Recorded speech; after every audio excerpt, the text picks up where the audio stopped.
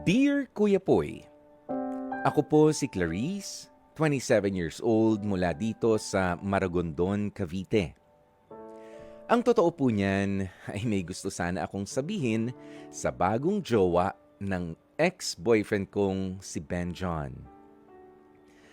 Actually, I am still honestly so jealous of you. Alam ko masaya pa rin kayo after almost 2 years na niloko niyo ako. You got the flowers, the dinner dates, at syempre ang tiwala ng pamilya, mga kaibigan ng ex-boyfriend kong si Ben John, at lalong-lalo na kung gaano siya ka-proud habang kasama ka. While I got nothing like that. I got the worst of Ben John. Sometimes I wonder kung anong klaseng babae ka ba talaga. Do you also pray? Are you kind? Are you sweet? Mabait ka nga ba talaga? Kasi bakit parang ikaw yung palaging binibless? Yung tipong ikaw yung nang-agaw pero parang ikaw yung ninakawan. And it makes me feel like a villain. Kuya Poy, galit ako, oo. Pati sa ex ko. Galit ako sa inyo.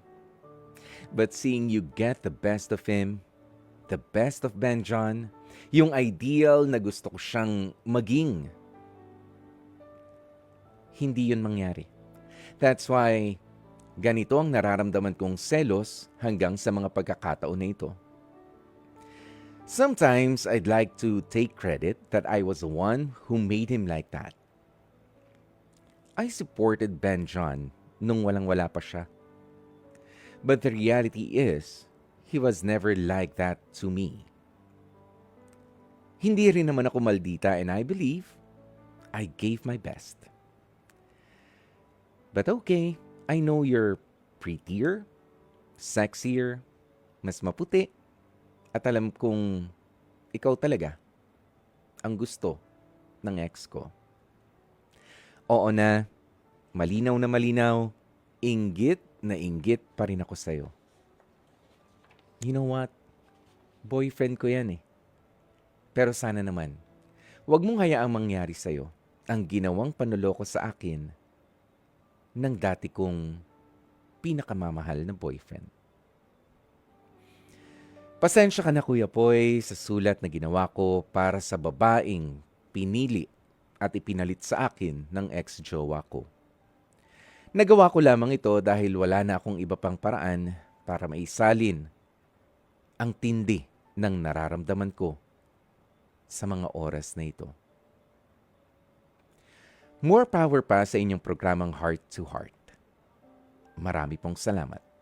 Hanggang dito na lamang ang sulat na ipadadala ko. Lubos na gumagalang, Clarice. Napakinggan nga po natin itong kwentong ibinahagi ng ating letter sender na si Clarice tungkol sa kanyang hindi pa rin maka-move on na mindset. After 2 years na siya nga po ay niloko at iniwanan ng kanyang boyfriend for another girl na feeling niya ay hindi naman deserving. Okay? Hindi raw deserving doon sa tinatamasa niya ngayon nung babae. At nung lalaki, bakit parang mas masaya kayo? Bakit parang mas tanggap kayo ng buong pamilya? Bakit ganun? Ikaw ang merong dinner dates. Ayan, ako nun, hatid sundo lang. Ganun ba yon, Clarice? 'Di ba? Yung mga parang, ako dapat yun eh. Nung level up na, o kumbaga nung amateur stage pa lang, ako kasama mo. Pero nung professional league na, iba na. Ayan. Pero unang-una, sige, alam mo, for 2 years na nararamdaman mo yung inggit, yung sakit.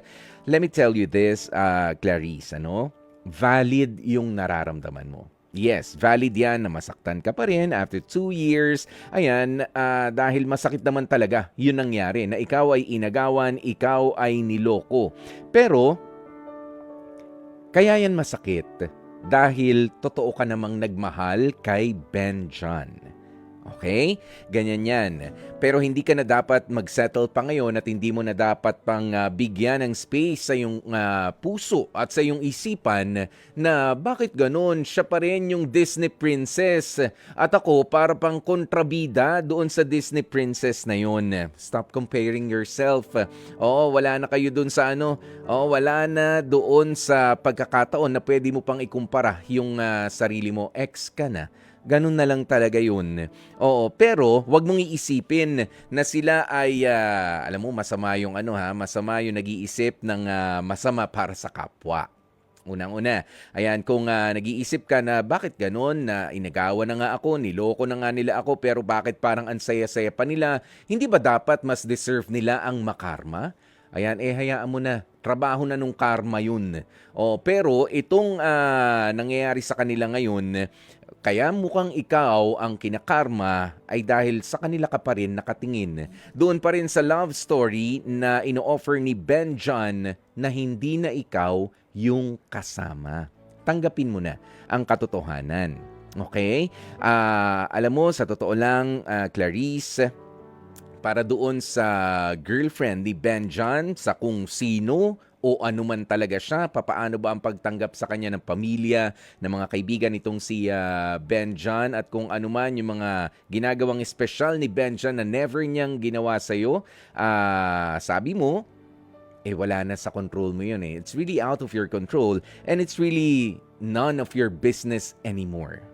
Wala na kayo for 2 years. Ang ipagpasalamat mo na lamang ay yung nagkaroon ka ng pagkakataon na magmahal ng totoo at hindi ka makapanloko ng tao. Huwag mo nang hintayin na sila ay malas-malasin pa dyan, na sila ay magkanda hetot-hetot pa yung love story nila. Hayaan mo na. Just look away. 'Di ba? Not necessarily maghanap ka ng panibagong boyfriend, ng panibagong jowa. No, hindi naman 'yon ang laging kasagutan diyan. Hanapin mo yung sarili mo. Ano ba ang makakapagpabuo sa'yo? Gumawa ka ng mga magagandang bagay na makakapagpasaya sa'yo. Yung mas magi-improve ang relationship mo sa sarili mo para mawala yung inggit na nararamdaman mo doon sa babaeng ipinalit sa'yo ng jowa mo.